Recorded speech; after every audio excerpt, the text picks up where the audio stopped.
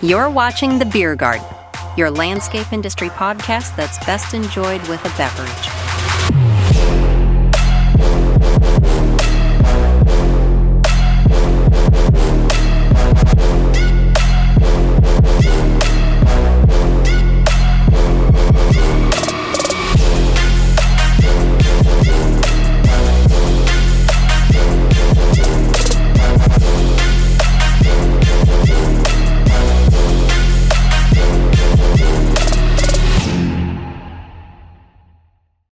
Welcome back to The Beer Garden. This is your landscape industry podcast that lasts as long as it takes to enjoy your favorite beverage. I'm Jason. There's Brandon. Brandon, what are you drinking?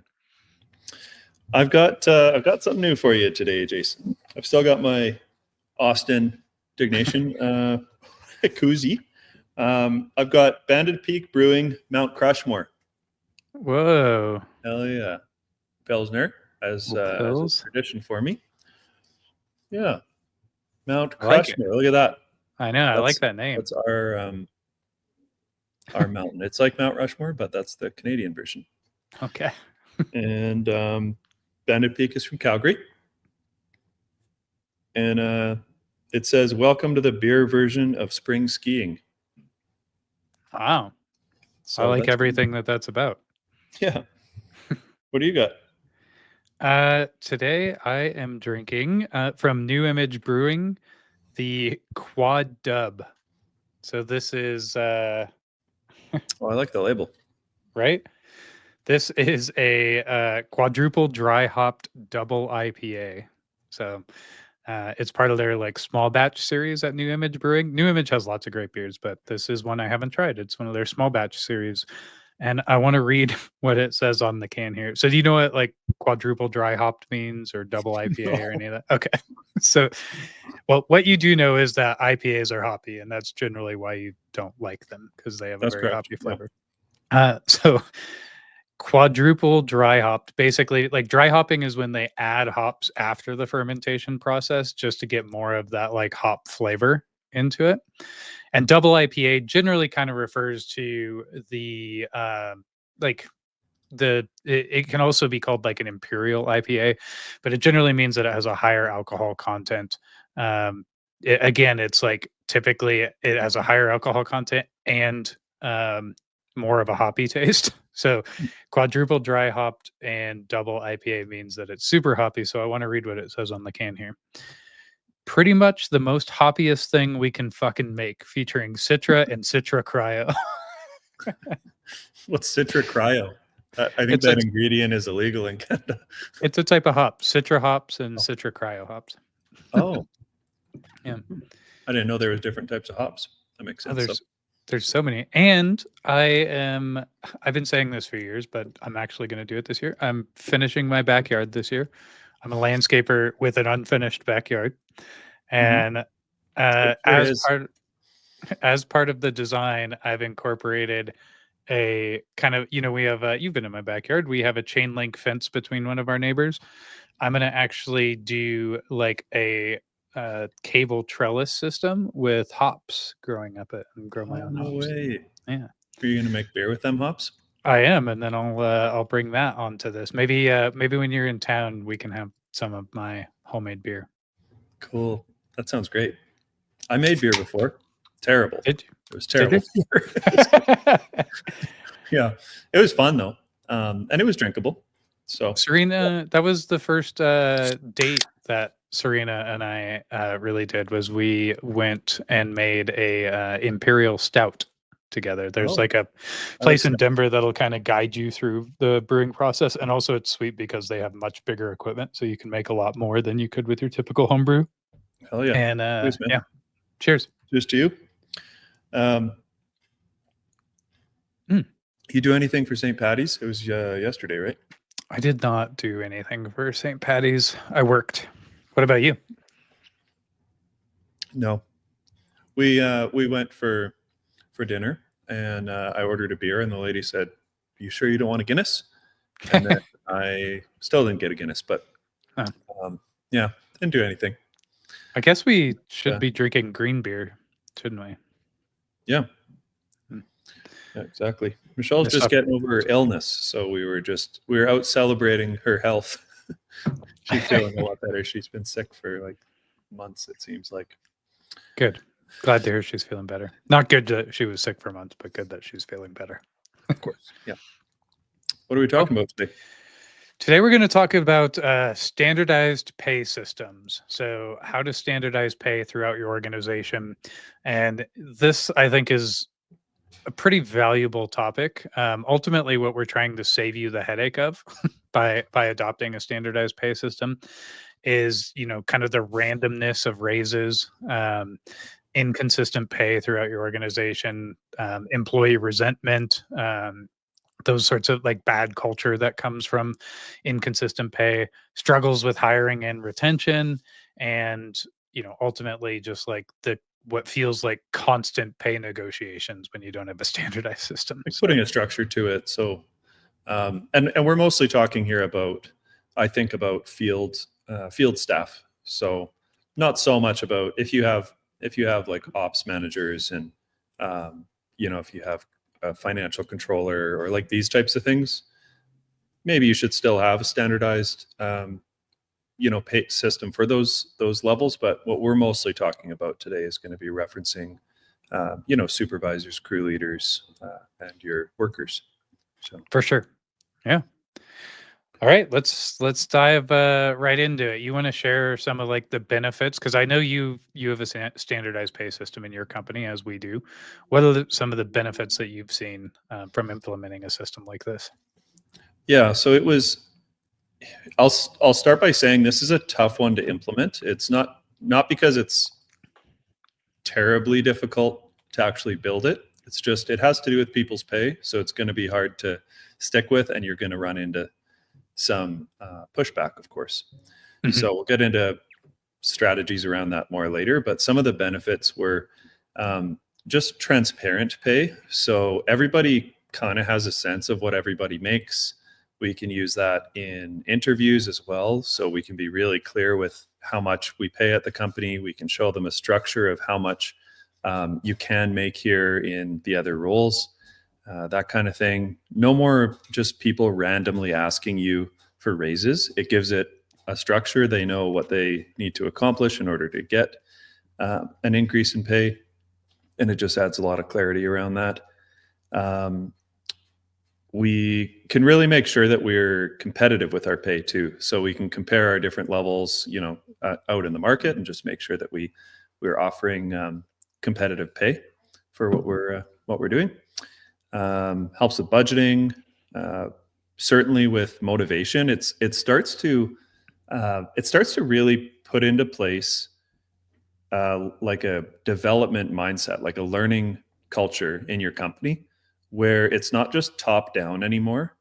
It makes it so that employees play a part in their own development journey. They're learning skills.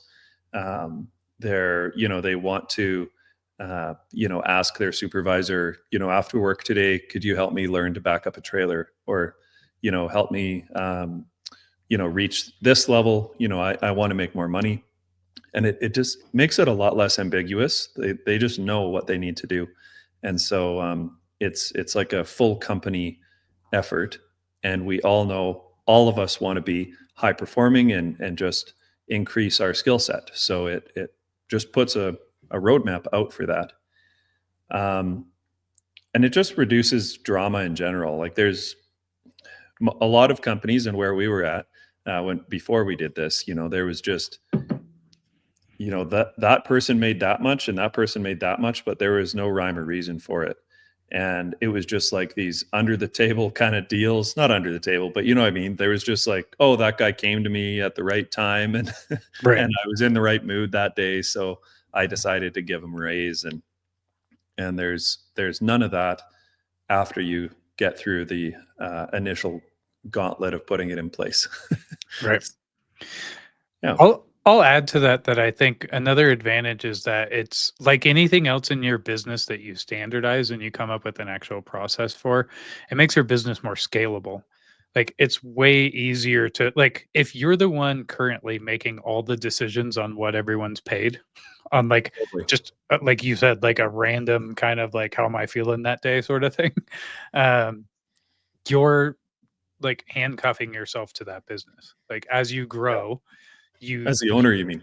yeah, exactly. Like imagine, yeah, maybe that's fine when you have, 4 employees, 8 employees, whatever it is. But like now imagine that you have 60 employees and you have to, determine each of their pay, and you have to, kind of validate it in your head and go through that process. If you have just a standardized system that you can point to every time, you don't need to be the one running it. You can put someone on your team in charge of it, and it's very clear, and everyone through the organization understands, like, okay, this is why I'm paid what I'm paid, and this is what I need to do to move up. So you alluded to it, but yeah, that it also creates that like career path. It starts to create that, and you can certainly go more in depth on the career path side of things. That's something we'll touch on a little bit.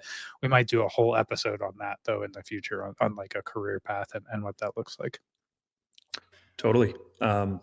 Yeah, one quick thing is when you use it in interviews, it's a real tool. Like you Yeah. can really just I always have either a printed page down or I have it up on a tablet, and I can just show the interviewee, this is where it seems like you land. What do you think? And it's surprising how often they can read through it with you, and they'll say, you know what, I'm not quite a crew leader. I thought I was, but those are the requirements. At $22 an hour, I think I'm more on, a lead technician level. And then I'll work up to that. It's surprising how often they correct themselves and say, you know what, I think I'm more here. In Yeah. either case, you can see where you land right in the interview, and it removes that kind of weirdness. Yeah. So it's a really good tool for that. Yeah. Transparency, like all the way. Yeah, it's Totally. great. Cool. Let's talk about how to build a standardized pay structure. So, assuming that you don't have one now in your business and you want to start out and like come up with this process, we'll outline some steps to do that. So, I'll go ahead and kick us off with the first one. It's pretty simple. Start by just defining the different roles um, in your company, your organization. Again, for the most part, we're going to kind of talk about like field roles here, but identify those roles, and then some of the responsibilities within those roles. You don't need to get into like all the responsibilities here. That would be better suited for like an employment agreement. But ultimately what you're after is like the qualifications for each role. And what I mean by that is maybe like in order to move into a crew lead position, you need to have 2 years of industry verified experience, or verifiable industry experience, for example. That's like one qualification, one box you have to check to move into that role. So start to think about those. And then, some things I would think about as you're thinking through the roles is, one thing that we've found helpful, especially for creating that roadmap, and frankly, because there's different levels, right? Like you might be thinking of your organization right now and you're looking at it and you're like, okay, well, technicians, right? But like you're starting to think about like this technician who's fairly green and new, but then you've got this rock star technician that's been with you 3 years or whatever it may be, right? And Yeah. um, those are two very different people and probably deserving to have two different pay structures. So you can start to build out those roles into kind of tiers. So we have laborers and crew leaders and supervisors, but then within those we have different levels for each of those. So we have tech level 1, that's like straight up entry level, and then we have tech level 2. We have et cetera, et cetera. Crew lead level 1, crew lead level 2. With each of those, the key is that you're going to define the qualifications. What makes a tech level 2 different than a tech level 1? Why is that two different roles Right. with So two that could different just pays? be like tech level one. You can think through the profile of that individual in your head. Even, Yeah, this is someone who's just got out of school. This is their first job. They match all the company values. They seem like a great person to have on the team. They're completely green though. And that's a yeah, tech level 1, right?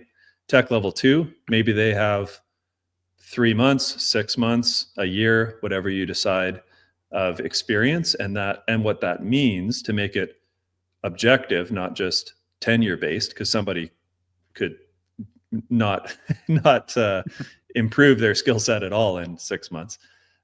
It could mean that they're competent on a line trimmer now, and they're competent on a push mower, and they can fill out their daily reports without errors, something like that. Yeah. Those could be the check boxes to get to tech level 2, which might be like only a 50 cent, might be $1, whatever raise, right? Right. Yeah, exactly right. So you've listed out the roles, you've broken those roles into tiers. As Brandon was just alluding to, you've listed out the requirements or qualifications for each one of those roles. Some key things there, like you just said it, make them objective. That's like key here. It's got to be something that you can easily point to, and there's no room for interpretation. It's just like, here it is. This thing happened. Now, that being said, there might be a process for interpretation. Like, for example, one of ours is requires like manager sign off. So obviously that manager is going to have, some interpretation in that. But even that, he's got a clear checklist of like, can he do this? Can he do this? Can he do this? Okay, yes, he's signed off on all his technician skills. So make it objective. Use your training program if you have one. If not, you can use simple competency checklists for each equipment type and service type, those sorts of things. And yeah, just make sure that you've thought that through. Yeah. So a competency checklist is like if you have a training program already and your training program's pretty dialed, maybe use something like Greenius. You can connect that to your program, right? Like they passed all these training criteria, so therefore they are at tech level 2, 3, whatever. If you don't have anything and you need something, because you want to say, yes, this person can competently operate the stand-on mower, or yes, they can competently pull a trailer, whatever it might be, or perform a service like a cut and clean service, whatever, a maintenance visit. A competency model is simply a checklist where the trainer can go through with the person and say yes or no to each thing. So an example on a stand-on mower, I might ask Jason, say, Jason, what kind of PPE is required to operate this machine? And then I'll have the answers, and Jason will say, I need safety glasses, steel toes, and hearing protection. So, okay, good, check. He's competent at that part. Show me the controls on this machine, like describe all the controls. And, he'll say, okay, this is the, operator presence, platform or handle. This is the ignition. This is the throttle. This is the exhaust, so on and so forth. Now, show me how to load it on a trailer and tie it down and all of those things. And just make a list of that. If you have nothing else, you can make a list like that and form them as questions, simple like yeses or nos. And that's making an objective competency model for each of your qualifications on your list there. I steer away from making things tenure based, like how long someone has worked with you. It's tempting because a lot of people have employees that have been with them a long time, which is great. But we'll talk about how to migrate, long-time employees and employees that don't fit in well with this standardized system later in the episode, because that's a real challenge right at the start. So we'll talk about that in a bit. And then one other thing, sorry, go ahead. Can I just hop in on that one? Don't use tenure alone. And like we do have time-based criteria in our wage sheet. So for example, like I'm looking at ours right now for like a tech level 2 plus is what we call it. One of the check boxes is 90 plus days with our company, but that's not all it says. Like that's not the only, it's not simply based on that. It says 90 plus days with our company and manager has signed off on the basic crew lead competencies and willing to run a crew as a backup lead. Like the 90 plus days is more about like, you've had the time to learn our processes and policies, and then now you've been signed off on those things. It's not just like, oh, you've been with the company a year, you've been with the company 2 years, you've been with the company 3 years. And I would actually just note really quick, I'm going to talk about this more later, but like in most places, you can't actually do that. You can't pay one person who has the same responsibilities as another person more just because they've been with the company longer. it's against the Equal Pay Act. So Oh, like okay. yeah, it's if you have two people that are in the same role and they have the same responsibilities, the only difference, the literal only difference is that one person's been with the company longer. You can't pay that person more. But if that person has, signed off on more competencies or I see. something in that regard, then you can do that. So, and I'm Couldn't not a have thought lawyer, that and in the neither of Great us White are. So, North. yeah. That's So, interesting, and I guess probably good to have. yeah.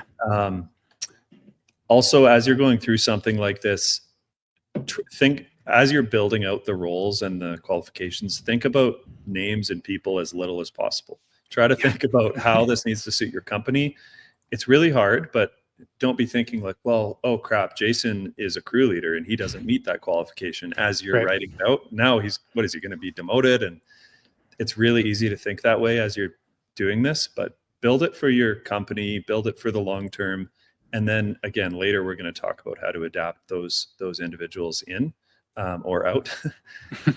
And I would steer away also from making ranges. So like, don't make it like laborer 2 or technician level 2 gets between 18 and 1950, because that is adding in subjectivity. Right. You want it to be like they get this because they hit this and they hit this. So that's all I got from my experience of screwing this up multiple times. Really good. And naturally, as you're starting to do this, you're thinking through qualifications, and therefore you're going to naturally start to think about like the requirements of each role. That's where you get into like what we might call deliverables or accountabilities. And so I'll just say like that's not for this podcast necessarily, but as you start to think about those, write those things down, and this standardized wage sheet that you're developing will all eventually become tied to your employment agreements, which is where you're going to have like the deliverables and accountabilities, the expectations of like, that's where you get into like in this, we're talking about the qualifications you have to get into that role. The difference with an employment agreement is like, okay, this is what we're expecting from you in return for that compensation that we're giving you. And that becomes another piece of this, right? Like if you don't deliver on those expectations, we might have to revisit the wage sheet and move you to a different role. Hopefully that doesn't become the case, but it just again becomes real objective at that point. It's like you met these qualifications to get in the role, and you either did or didn't meet the requirements of that role. And we'll do a separate podcast on employment agreements. It's going to be a really fun one. So step 2. So you've defined your roles, and responsibilities and qualifications. Step 2 is to set the base pay rates for each of those roles.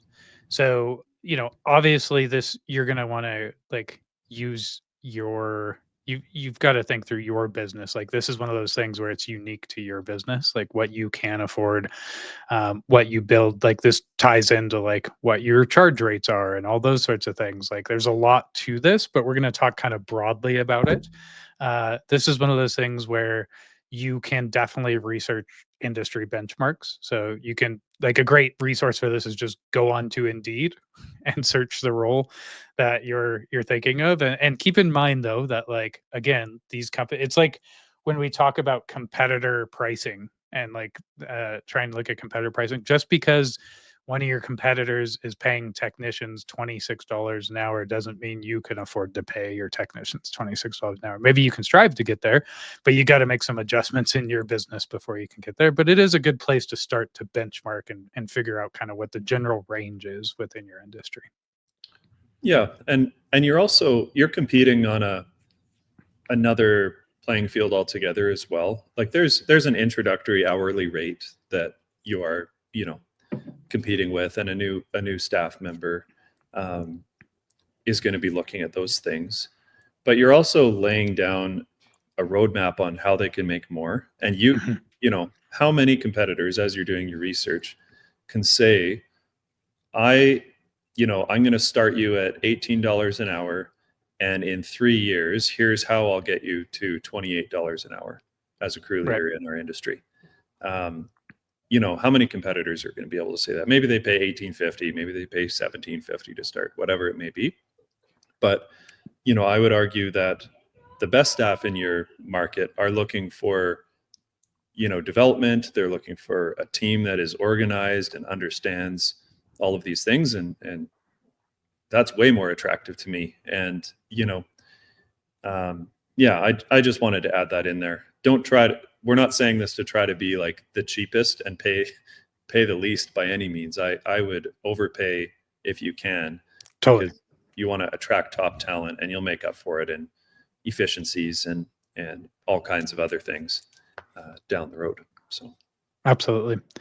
We already talked about this a bit in the previous section, but just factor in skill level, certifications, and experience here. So, like, it's kind of what Brandon was just saying. Like, as you're determining the pay rates for each role, like, really start to think through, like, this is where you get to kind of plan and be a little bit optimistic, right? So, you're starting new here. You're like setting this new wage structure and you're setting the requirements. So, like, while you might pay a crew lead, I don't know, $24 an hour right now, right? That might be what you currently offer. If you set these qualifications to be things that are like above your current crew leaders, right? Like, okay, well, you have to have an applicator's license. You have to have like this many years of experience and these skill sets. Like, think about use that in determining your pay rate. Like, think about what that person's worth at that point, right? If you're currently paying $24 an hour, having all those additional kind of skill sets that might make that person worth like 27, $28 an hour in what it's going to save you in efficiencies and all the things that Brandon just mentioned. So definitely factor that in when you're determining that pay rate.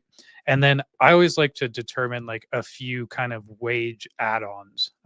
Some of the things that I just mentioned actually. So in ours, you have the base rate, but then you have like we have a little section where you can kind of check the box for the things that you have. So like anyone that does have an applicator's license at our company gets $1 an hour bonus on top of their wage. Not bonus, they get $1 an hour extra in their wages.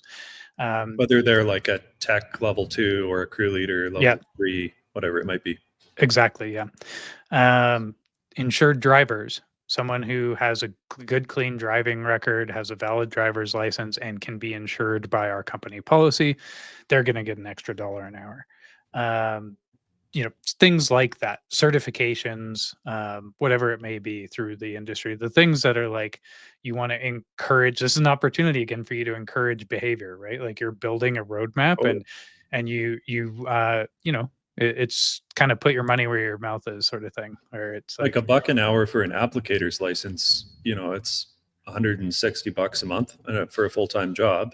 right. And a lot of companies will pay for your course as well, right? Mhm. And then you're, in addition to that, like applicators, if I don't know at ACA, but if you are applying at a company where they have full-time applicator roles available too, that might put you on a whole nother path to Totally. make money. So what I really like is it puts a lot onto the employee, right? Yeah. Like I might have to study it in the evenings. I might have to sign up for a course on a weekend to go get this thing. Totally. But once you put it out there and promote it, it's like a cream rises to the top kind of thing, because you start Yep. seeing people like taking advantage of these programs you offer. Yeah, absolutely. So next step, this one will kind of happen naturally if you do the first two steps correctly, but you'll start to create a clear growth pathway. So really that's just about outlining the steps for promotion and pay increases. This is where you'll refer back to those role qualifications. Again, it should be objective. It's just like you do these things, that's your pathway to move up. Now, we do have caveats in ours because you can imagine you have 8 technicians who are all like working their way up to get to this certain point and they want to all move to crew leader. Well, you might not have 8 crew leader roles available. Yeah. And so we build things into ours. Like one of the check boxes is like you passed the interview process and were the selected candidate for that. Like an open And there's a position was position available. available. Yeah, Yeah. exactly. Everyone becomes a crew leader overnight. Yeah. Right. Yeah. Yeah. Anything to add on that for you? No, I think that's good. Creating a clear document, like we're talking about making a growth pathway here. So just having a clear document that lays it out. Don't you can improve this over time, but a really nice like infographic kind of a thing that's that anybody can look at and understand how it works and how they can affect it, that should be top priority. Yeah, absolutely. Cool. That's great. So then the last kind of thing here, and this probably won't be part of your standardized wage sheet, but now's the time to think about it when you're doing this, is to think about other like sources of compensation for your employees, right? So this is where you start to consider like incentives and bonuses. So you might not have that as part of your standardized wage sheet because it kind of goes beyond the standardized base level pay. But this is where you can start to like really like see some high performers start to shine, is when you're able to incentivize and bonus based on performance. So this could be things like efficiency bonuses, retention bonuses, whatever. Safety. Yeah, safety, whatever the behavior is that you're trying to encourage. There's some really cool, you know you can get really creative. I've seen super simple and effective Mhm. bonus structures, and I've seen had super complex bonus structures, sometimes good, sometimes bad. um, Yeah, one of ours is safety related, and it's quarterly. We have 3 different areas that all have managers. So there's like 3 different teams of crews that all work together in different geographic areas of the city. And whoever wins the safety award gets, I think it's $800, $800 to $1,000 for a team event. So every quarter, one of those zones is going through, going through and winning this thing. We, celebrate it, and then the company pays for them to go to one of these events. So they'll go and you know play paintball. They'll go to like Top Golf. They'll these types of things, and that's really cool because now you're building in a culture event as well. yeah, that's very cool. I like that a lot. Yeah, Yeah, so lots of opportunities for that. I think we should do a whole separate episode on bonus and incentive structures. That'd be a fun yeah, one to do, actually. yeah, absolutely. Cool. So I think that pretty much covers like the steps to kind of create this thing. Would you agree? Yeah, absolutely. Cool. I think we can get into uh, just you and I have both been through implementing this and making mistakes and these types of things, multiple revisions, I'm sure, on my side for sure. So we could start talking about just some of the common concerns and pushback. I've done this exercise with other companies as well, and so I understand the concerns and pushbacks that other owners have when thinking about this kind of thing. So why don't Yeah. we get into that a bit? Okay.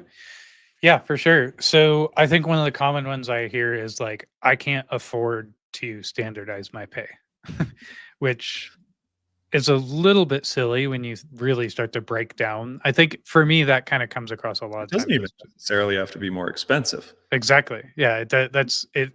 I think it's a bit of a cop out sometimes, but like let's dive into that a little bit. Like one of the things that I always notice when you hear that feedback is like people are not taking into account the costs, the kind of hidden costs of inconsistent pay.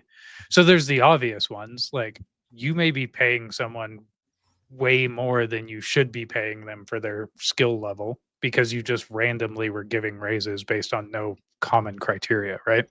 But the less obvious ones are like turnover, um, how long it takes you to hire, because like these things are improved by having a standardized pay structure. Like Well, there's and a it ties skill to pay, right? Like e- it should make you more exactly, money.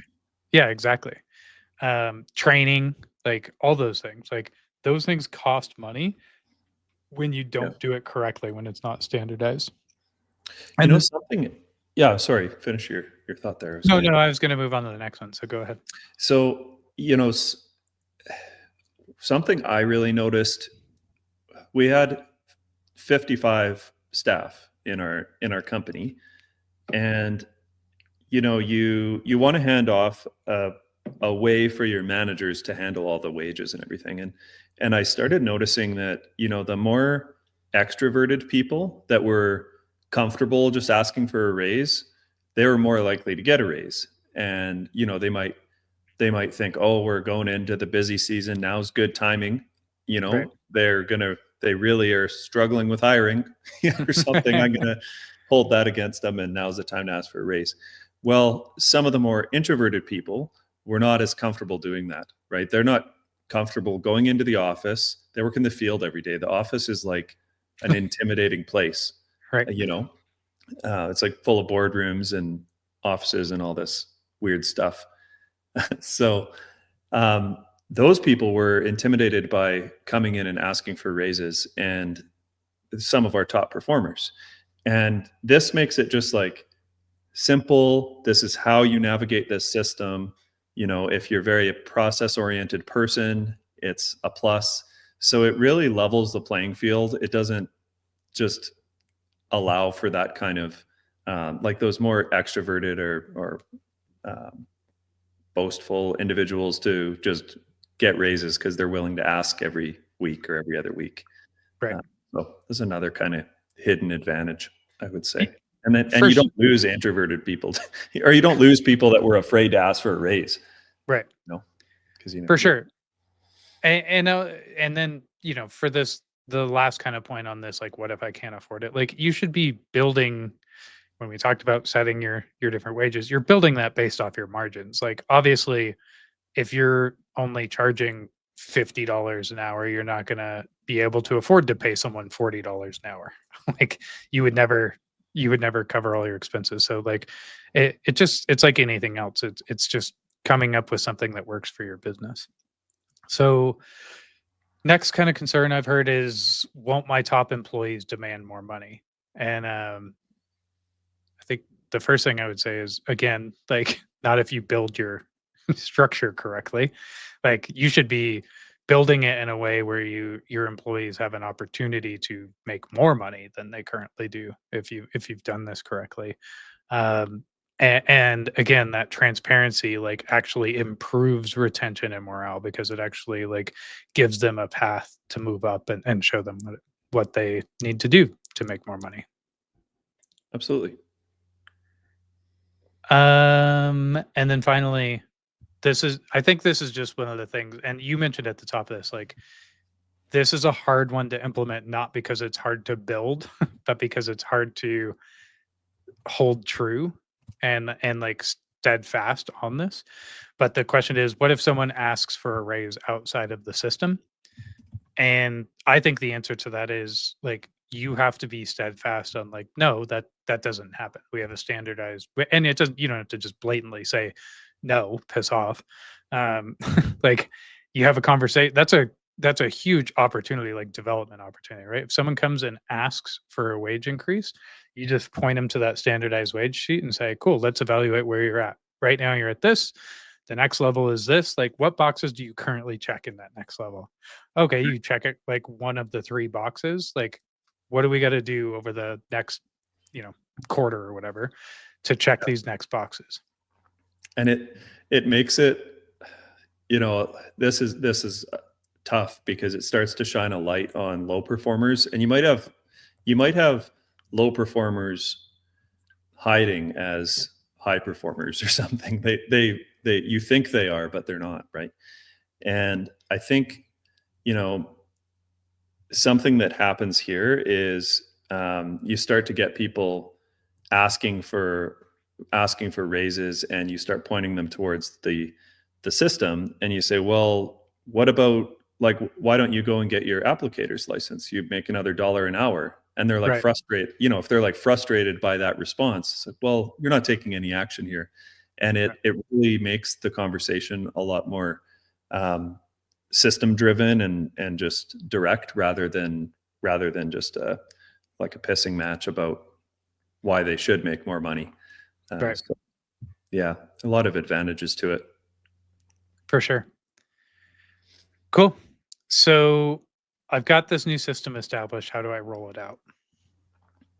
Yeah, so I would, depending on the size of your company, if you're under, I don't know, $5 million, like 50 employees or less, I think you just hold a company meeting and explain the new pay structure. If you're a much bigger company, multiple branches and some divisions and segments like that, then maybe you can test it in one area first and roll it out over time. But I wouldn't overthink it. You know, you don't have to do it in a really complex manner. Communicate the plan, tell everybody the advantages of it, and make sure you include what this means for them. They're going to immediately look at this system and put themselves on that chart. The second you put it on the screen or on the wall, whatever, they're going to say, well, shit, I make $20 today and this says I should make $18.50. This is bullshit, right? So make sure that you address like how you're going to deal with those things, why you're doing it, you know, all of the advantages we've mentioned through the episode, so that there's a clear way for them to move up and make more money, and it can help you attract new staff and all of those things. It's not meant for you to save a bunch of money and, you know, cheap out on wages or something like that. That's not the intention at all. So communicate the plan. Obviously, you'll have to do the admin work. Do that before you announce it's going to, you know, don't do that to your admin team. Say it's going to be effective next payroll period, and then tell admin. So you'll have to update all your payroll, any employment contracts. Those are all going to have to be re-signed and redone. Of course, just, you know, getting feedback from employees, keeping close with them, and just really holding the line on it. Once you get it in place, it's going to be tough. You'll get a bunch of pushback and things like that, but just really hold the line on this. This is what, you know, strong leaders are made for, and this is a tough part of it, and it's one of my favorite quotes. You know, you've heard me say it many times, Jason. The people will change, or the people will change, and you might have some turnover because of it, right? You shouldn't, because we're about to explain here how you adapt everyone into the new system with all these scattered pay rates. But you might. Some people might not like it, and it starts to make your company an awesome place to work for high performers and a really crappy place for poor performers to work. Yeah, because it starts to really shine a light on all the poor performers, and now they have to check those boxes, and so you might lose some of them, right? So they can't hide as easily. Yep. Yeah. I would just add to that too, it kind of an extra step in this rollout is, depending on the size of your company, well, really it doesn't matter on the size of your company. Someone has to own this. Someone has to own the process for like managing and maintaining this and making sure that people like meet these criteria and holding accountability to that. So if you're a smaller company, maybe that's you and you're managing that for everyone. If you're a little bit larger, this might be like your production manager or the direct manager of whatever department it is that they're overseeing. But someone's got to own it, and they've got to really understand it and hold accountability to it. Absolutely. So why don't we talk a little bit about what to do? Your first pushback and tough part about implementing this system into the company is going to be that you'll notice some of your employees, you know, you'll compare them to where they land on the system, and they're either going to be lower, so you're going to have to give them a raise, or they're going to be higher, and you're going to have to deal with that. Now, I'm curious in a sec to hear how you handled this, because I never followed up with you on how you did. But the first thing I'll say is, remember that this is a long game. Like, this is, it's going to take some time to filter everyone through this system, but it will just become the day-to-day norm of your business. New employees, this isn't going to be weird. They heard about it in the interview. They started, this is how I make more money. That's just how this company works. It's all the existing employees we have to adapt into it, right? So first, the people that are lower, they're going to see this and get excited, because they're going to say, I make 19 and this thing says I should make 20. That's great. Where's my raise, right? So, and that's true. You're going to have to assess those employees, do, you know, your competency models, or check off those boxes and say, okay, this is true. You know, you get $1 raise. I I like to make sure we do those things on a set time frame. So it's not just last Thursday I checked the boxes, I should have a raise, on Monday. We say, okay, we do the assessments monthly, or we do the assessments quarterly, whatever it is. Then you just don't have a barrage of people coming in and trying to get raises, and it's a nightmare for admin. So anyway, lower people need to be assessed. They might get a raise. Now, the higher people that saw this thing and they say, I make $24 an hour, or this person that's been with you for, 5 years, 6 years, they make $28 an hour, and it says they should make 25. Well, the level that they're at is going to be missing a bunch of check boxes, right? So they're at 28, it says they should make 25. Well, whatever the $28 box is, they're missing some things. That's not why they're there. That's why they're not at that rate yet. So give them a timeline and say, okay, I'm not going to demote you. I'm not going to take your money away. I don't want to lose this person. They're my highest paid. They're probably one of my best employees. We'll give you 3 months, 6 months, whatever you decide to meet those criteria, but you have to get there. Maybe you just need your applicator's license, or you need to, whatever the case may be, right? Learn that piece of equipment. So that's how we adapted everyone into the system. Right. Yeah. That's the exact same for us. The biggest thing there, is for people who are lower than what your new system says they should make, that one's easy, right? Like, those people get a raise. Like, that's what you committed to by rolling this system out. The system is not meant to be like what I would not recommend is what Brandon just said. I would not recommend going and just like clawing back wages because you're like, well, our new system says you're supposed to be at $18 an hour. Don't claw back wages right away, I should say. Like, what Brandon said is 100% accurate. It's the exact thing that we did. We said, you have a month or you have 3 months, whatever it is, right? Whatever you as the owner or the person rolling this out decides. This is your timeline. By this date, you have to meet these criteria to keep your current wages. If you don't meet them by that point, then we will have a discussion about moving you into a lower role and decreasing your pay. And you still have the opportunity to move up after that. It's just, we gave you the time period. We told you what you needed to do. If you can't meet that by the time period, then we have to take action in order to like and be fair with it. Yeah, exactly. So same process for us. Kind of a bonus thing once you get into this. Let's say that you're a year in and you've got this thing, all tweaked. You worked out all the kinks from the initial rollout, and it's just the norm in your company now. You can really start measuring development in your company. This is one of the keys of having a high performing business, is measuring people development. You sell a lot of time, right? You sell like a lot of hours. If you're a maintenance company, that's almost all of your expenses is labor. So, measuring how you're developing people in a, especially in a world where it's so hard to hire and find people, is super important. So start measuring yourself on, how many promotions have I given in this time period? If you have multiple managers, start measuring them against one another. Like how well is that manager doing moving people up this ladder versus this manager, and that kind of thing, and report on it and just try to get better and better at it. It's couldn't say enough about that. Yeah.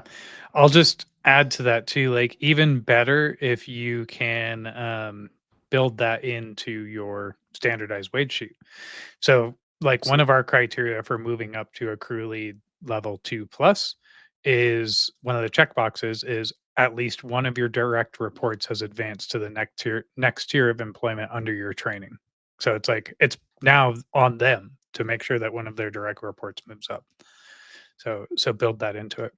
And actually, on that note, I'm happy to screen share here, and I can just show kind of a quick overview of our standardized wage sheet. And we'll make this resource available in the show notes too, so you can actually go and download this template. But let's just go ahead and share screen here. Make sure I don't have anything embarrassing pulled up here. Jason's Cool. Apple emo hair photo. That's Yeah. my favorite. So this is our standardized wage sheet. So you can see here we have, as we discussed, the different roles. So for us, that's tech level 1, 1 plus, tech level 2, 2 plus, crew lead level 1, 1 plus, 2, 2 plus. Irrigation is one of our skilled labor positions. So irrigation tech level 1, level 2, irrigation lead level 1, level 2. And then over here are those requirements we talked about. So the way we've broken it down is, for tech level 1, that's pretty simple. Less than 1 year of verifiable experience in the landscape and snow industry. So that's someone green. But as you start to move up, you can see like here we have 2 requirements. They only have to meet one of these requirements. 90 plus days with our company, and a manager is signed off on the technician competencies, or if it's a new employee, 1+ year verifiable experience in landscape and snow industry. They only have to check one of those boxes. As we start to move up, you can see like tech level 2, they have to meet both of these. 2+ years of verifiable experience in the landscape and snow industry, and 90+ days with the company and managers signed off on basic crew lead competencies and willing to run a crew as a backup lead. So our tech level 2, those are like backup crew leaders. So you can see like what that implies is you cannot just hire someone at our company brand new to be a tech level 2 plus, because they have to check the box for 90+ days with the company, right? Oh, that's cool. We could hire someone at a tech level 2, just not a tech level 2 plus, right? Because they only need to meet one of these criteria. So we also, as we start to get into crew lead levels, like we'll just go to like a crew lead level 2 plus, or actually crew lead level 2. They have to meet all of the open crew lead position applied for an interview passed. That's what we talked about earlier. And then they have to meet one of the following: 6+ months with our company as a crew lead, and they've exceeded deliverables for the past 4 months. So now you get into performance, right? They have to have exceeded their deliverables that are outlined in their employment agreement, and or 2+ years of verifiable experience as a crew lead in the landscape and snow industry. So you can really start to get dialed with how you build these. And then, as I mentioned, we've got these additional wage opportunities over here. So applicator's license, National Association for Landscape Professionals certification, irrigation association certification, or an insured driver. And we've got the terms all outlined here as well. We do so we give them their base level wage and then their snow wage as well. So everyone at our company gets $2 an hour more when they're doing snow removal work. So that's Cool. why you have 2 columns here. And then we outline like the terms of that. And again, these are just kind of important terms and conditions. I think like requirements outline the minimum qualification criteria to be considered for each role. If multiple candidates meet the requirements, the best candidate will be determined by the hiring manager, right? So Right. that's part of that interview process. Insured driver, we outline what that means.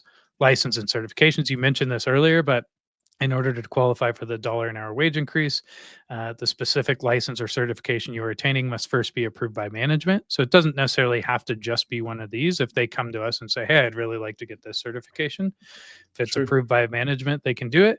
And then, as you mentioned earlier, the company will reimburse you for the associated testing fees if you pass the test. So we'll pay you for the time that you did to do that, but you'll be expected to enroll, study, and test outside of normal working hours and won't be compensated for that time. This is like your personal development to increase your skills within the industry. Yeah, that's great. That's a huge short, to where I started with a blank piece of paper. And then I probably, we must have went through 3 or 4 revisions of ours, and it's painful, every time, because you implement it, do it wrong, and you're playing with people's money here. You want to get it right. Yeah. So simple is key. The more complex it is, the more likelihood that it doesn't mesh with the everybody's skill sets, and it just throws things off, and it's hard to understand. You want people to just be able to look at this, say, okay, I'm here, this is what I need to do to move up, and have a lot of clarity around it. So I like yours. It's straight into the point. I could get this in an interview right in front of me on the table, right? Yeah. Well, one of the reasons you probably like mine is because years ago you shared yours with me, and I just took yours and adapted it to create ours and kind of made it our own. So Nice. and, Nice. It's and certainly as different than it's come a long way. Thanks. Thank you. Yeah. And as such, like I said, we'll share this in the show notes. This is just a template. Obviously, it doesn't have any wages in there because you should figure that out on your own. But I'll share this as a resource in the show notes and I encourage you just to use it as a starting point. Don't just take this and implement it into yours. Like really think through these requirements and the structure of your business. But at least this will help you kind of shortcut that. And then to your point, one thing I'll just add is we actually take a copy of this and put it in every employment agreement. So in our employment Cool. agreement, that outlines the deliverables, accountabilities, all that sort of stuff. And then we add this as a page in the employment agreement and check the boxes for like, okay, like this box is checked, this box is checked, this box is checked. You're a crew lead level 1. That's why you have a crew lead level 1 employment agreement. That's why your wages are there, just so it's clear again, and so that they have that they can always refer back to. Awesome, man. Very good. Cool. Want to do a speed run? I'd love to. All right. You want to answer first or ask first? I'm going to ask first. Ooh. Jason, what's Yes. the best resource on this topic?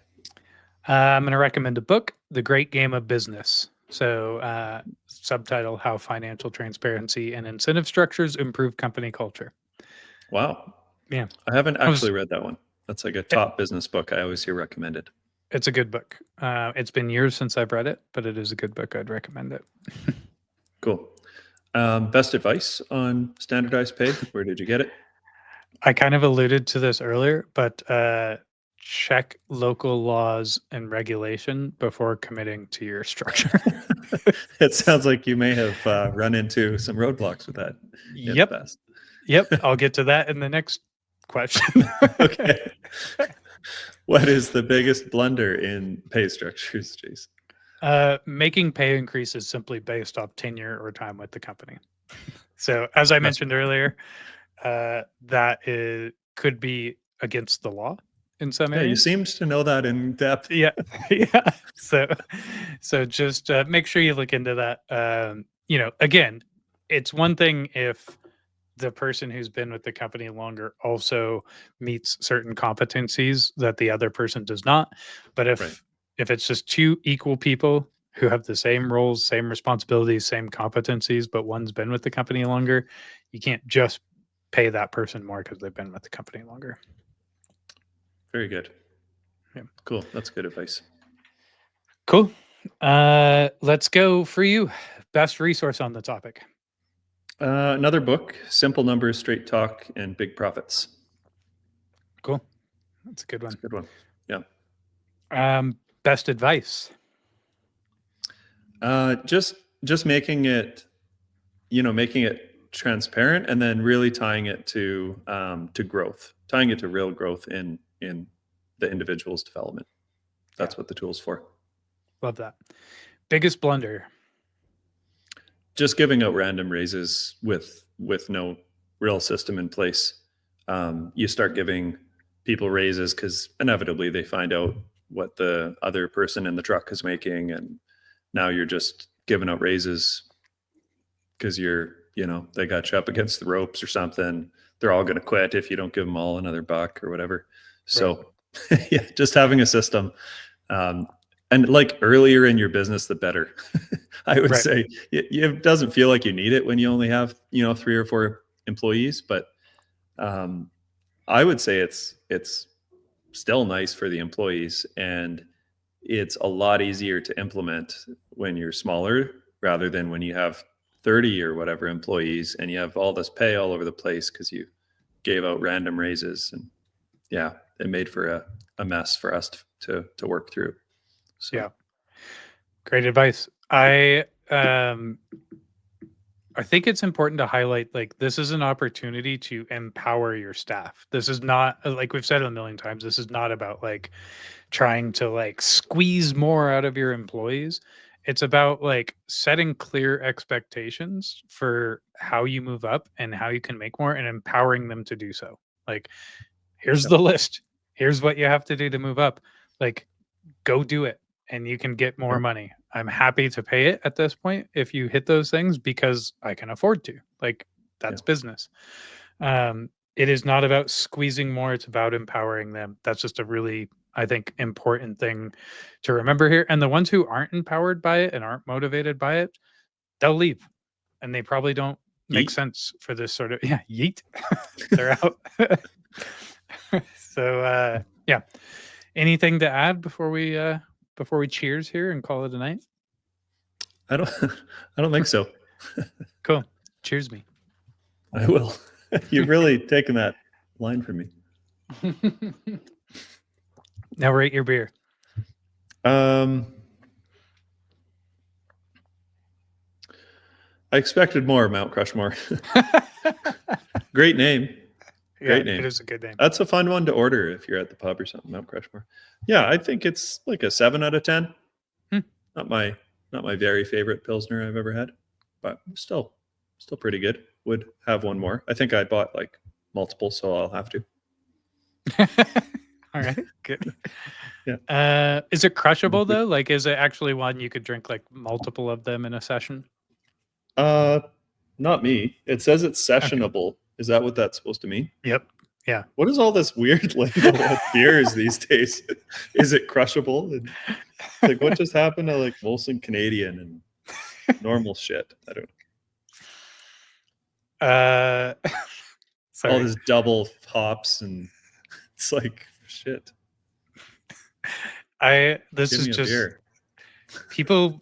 This is a great format for a podcast because it allows people to learn a lot about like your beer taste really allows you to learn a lot about a person's personality.